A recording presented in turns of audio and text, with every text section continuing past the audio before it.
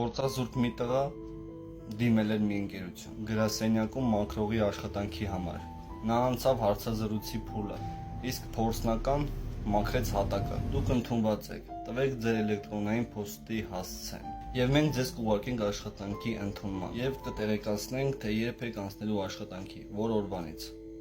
ասաց գործատուն։ Ես ոչ համակարգիչ ունեմ, ոչ էլ էլեկտրոնային փոստի հասցե, պատասխանեց տղան։ Գործատուն տղայի պատասխանից զարմացած ասաց. Ցավում եմ, եթե փոստային հասցե չունեք, դուք չեք կարող ընտրվել այս աշխատանքի համար։ Տղան անհույս հեռացավ։ Նա չգիտեր ինչ ասեր,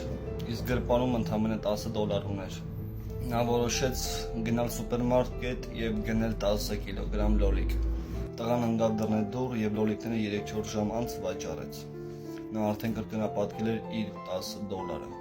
Գործողությունը 3 անգամ կրկնելով նա տուն վերադարձավ $60։ Տղան հասկացավ, որ այս ճանապարհով կարող է հասնել արդյունքների շատ բարձր։ Եվ ամեն օր վաղ առավոտվանից մինչև ուշ երեկո նա վաճառում էր լոլիկները դռնեդուռ։ Արդյոք նրա գումարը օրական կրկնապատկվում եռապատկվում էր։ Կարճ ժամանակ անց նա գնեց Զամբյուղ, իսկ հետո բեռնատար, իսկ հետո իր սեփական բեռնափոխադրումների ընկերությունը, որը 5 տարում երկրում դարձավ առաջատար ընկերություններից մեկը։ Արդեն հաջողակ գործարարը մի օր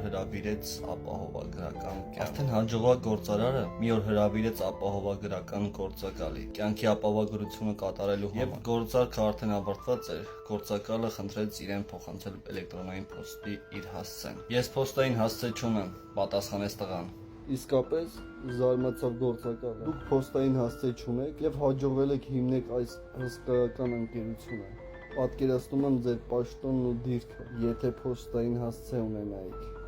Գործարարը ժպիտով պատասխանեց. գրասենյակի մաքրող։ Մի հիասթափվեք, եթե բախտը այսօր ձեզ չի ժպտում, լավագույն հնարավորությունները առջևում ձեզ են սպասում։